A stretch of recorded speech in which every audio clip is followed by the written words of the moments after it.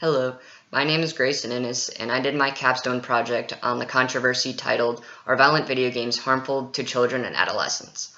On the pro side, that violent video games are harmful to children and adolescents. The first premise I have is that children's exposure to violent video games increases dangerous behaviors around actual firearms.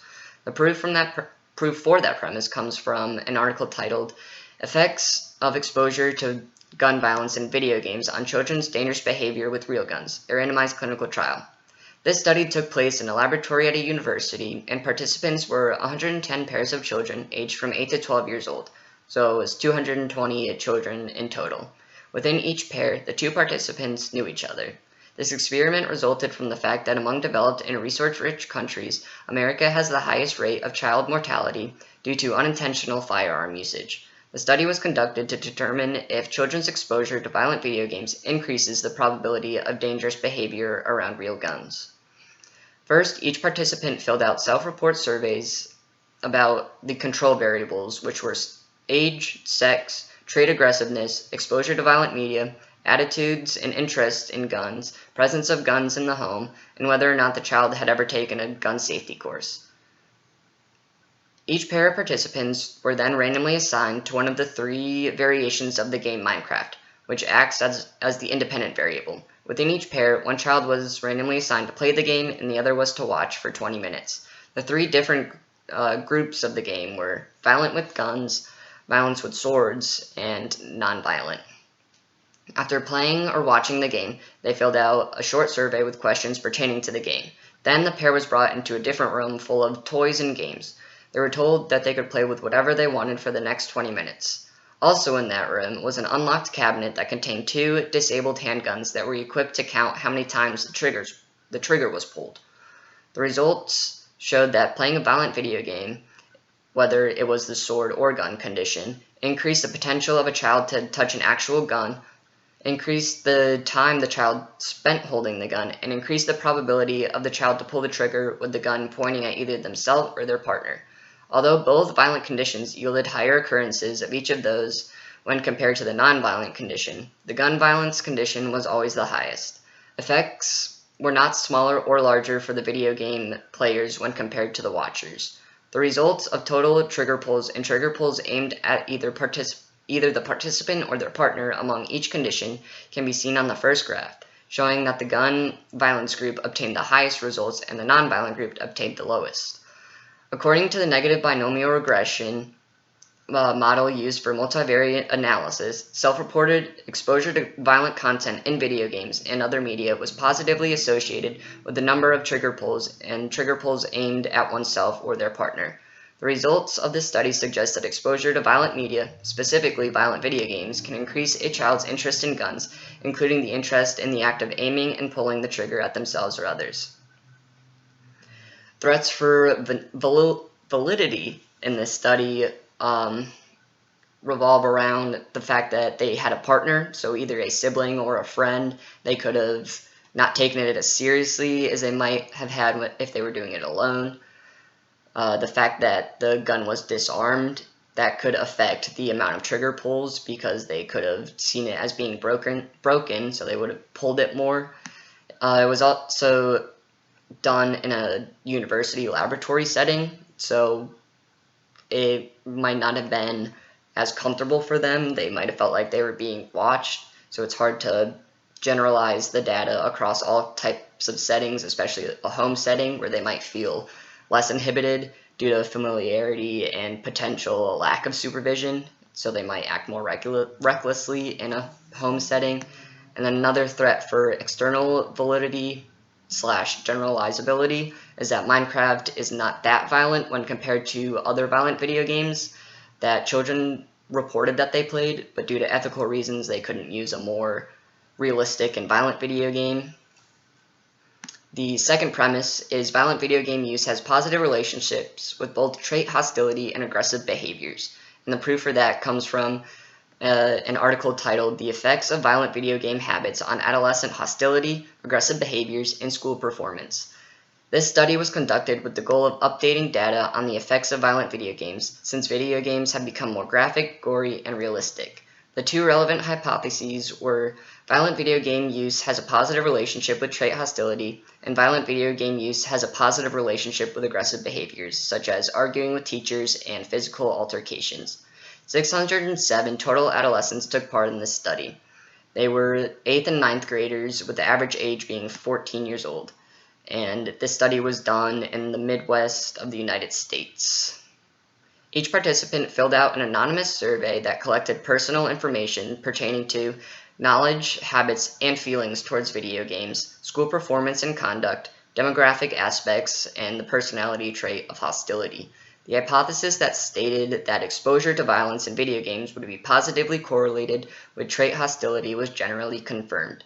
Hostility was correlated significantly with the measures of violent content. The hypothesis that violent video game use would be positively correlated with aggressive behaviors like physical altercations and verbal arguments with teachers was also confirmed. Adolescents who played more violent video games were also more likely to have been involved in physical fights within the past year and participate in arguments with their teachers more often. The fact that they were not able to determine the type of violence, whether it was like realistic or cartoon violence, helps or does not help the generalizability of this study. So that's a threat to external validity. It might not be applicable to maybe a more realistic video game or like a cartoon video game, or each might yield different effects. The study was also done in 2004, so it's another external threat. Video games have come a long way since then. They're more realistic and more gory now, so it wouldn't be able to be applied now. And then on the con side, that violent video games are not harmful to children and adolescents. The first premise I have is that playing violent video games can be indicative of a healthy, well-adjusted adolescent. The proof for this premise comes from an article titled "Not So Doomed: Computer Gameplay and Positive Adolescent Development." The study was conducted in order to investigate if the use of violent video games helps establish sufficient levels of motivation, concentration, and positively affect the lives of young people. Specifically, it investigated the relationship between violent computer game usage and several measures of adjustment and risk behaviors. As stated in the article, since the majority of video games, including computer games, contain at least some violence, this study can be included in discussions of violent games. There were 1,304 total participants that were from Southeast Michigan, with the median age being 16 years old. Surveys were filled out by all the participants, and information about their coursework and grades was gathered by their school records. Variables of interest within the study were amount of computer game use, adjustment, which refers to either being depressed, which refers to being like amount of depression, and self-esteem, their self-concept, which was a range of skills and abilities, risk behaviors, friend characteristics, whether they were risky friends or academic friends, and participation in extracurriculars. All that information was gathered using students' responses to items on the questionnaire, which were recorded using varying Likert scales. As a result of the answers to the surveys, participants were grouped either never, low, and high in usage of computer video games. Multivariate analysis of variance was conducted for multiple variables with the independent variable of computer game usage. There was many significant differences among these groups, and contrary to popular belief, little to no evidence was found that computer game usage was linked to negative outcomes, and computer game use was linked to advantages in participants who were in the low and high usage groups when compared to the never category. Some of this upcoming data can be seen on the second chart. There were no significant differences in the amount of aggression among all three groups. Depressed mood was significantly lower in the low use group when compared to the two other groups.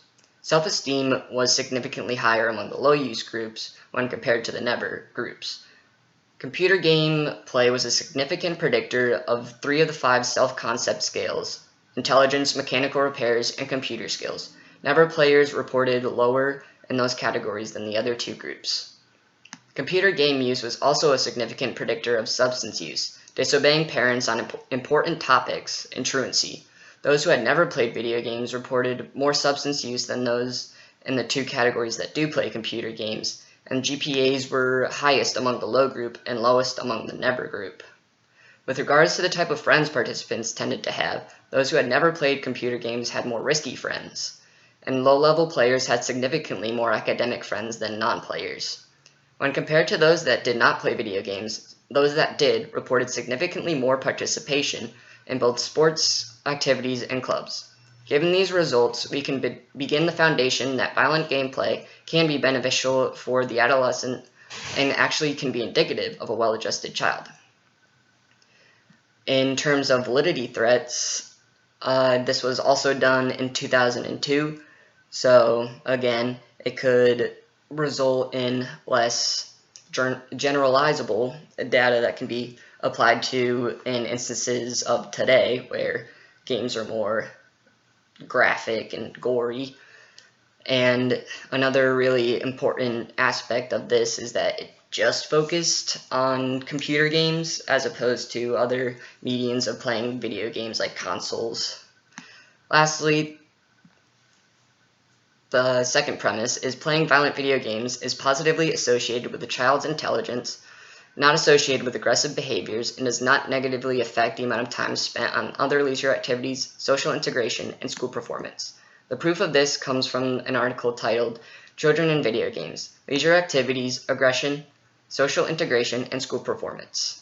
This study hypothesized that the amount of time spent playing violent video games would negatively correlate with prosocial behavior, social integration, and the amount of time dedicated to other leisure activities.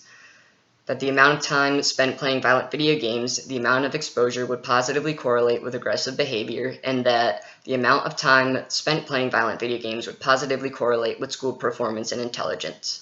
The sample for this study was 175 females and 171 males from the 7th and 8th grade from multiple schools in the Netherlands. The average age was 11.5. Variables of relevance in the study were leisure activities, aggressive behavior, prosocial behavior, social isolation, loneliness, popularity, social status, school performance, and intelligence. Over the span of 1 week, the participants completed a diary in which they were asked to record their out-of-school activities. After this week, the participants completed a questionnaire that had content pertaining to the variables relevant to the study. Likert scales were used, as well as peer nomination, meaning that in regards to variables like aggressive behavior, prosocial behavior, social isolation, popularity, and social status, participants reported which of their classmates fit into different categories.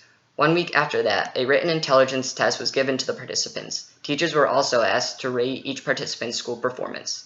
The results showed that there was no significant relationship between the judgments of aggressive behaviors and the amount of time spent playing violent video games. There was also no significant relationship between time spent playing violent video games and a child's social isolation, loneliness, and popularity. Cronbach's alpha showed that playing violent video games did not affect dedication to other activities outside of school and did not take up a significant portion of their time. There was no significant relationship between the amount of time spent playing violent video games and children's school performance. However, correlational analysis showed that participants who spent more time playing video games had a significantly higher IQ. There was a significant positive correlation between children's IQ and arithmetic skills, language, and overall school performance. As a result of this study, the two hypotheses regarding the potential negative effect of violent video games were rejected. Violent video game use did not have a positive relationship with aggressive behavior, nor did it negatively affect leisure activities, social integration, and school performance. The one hypothesis saying that violent video game use is positively correlated with IQ was accepted, highlighting the potential positive impact violent video games may have on adolescents. The fact that children were reporting on variables they perceived other to either lack or have could potentially be a source of internal validity. They could have biases towards their classmates. They could favor one over the other, try to make somebody look bad. And the fact that the diaries that they use to report their activities for the week, they could be recorded inaccurately, or that week could have been a week that was atypical for the participant. And it was done in the Netherlands, so it would be hard to generalize the study to say be relevant to the United States. And it was also done in 1997, so that kind of is a little bit outdated because video games have come a lot further since then in terms of how violent they are and how graphic they are. Overarching internal validity threats for all 4 experiments were the use of self-reported data. It could always be not misinterpreted. It could be misreported or inaccurately reported. And the correlational nature of having hostility or aggression and the use of violent video games, that you can't deduct that aggressive behavior is a result of playing violent video games. Maybe playing violent video games is a result of having those traits.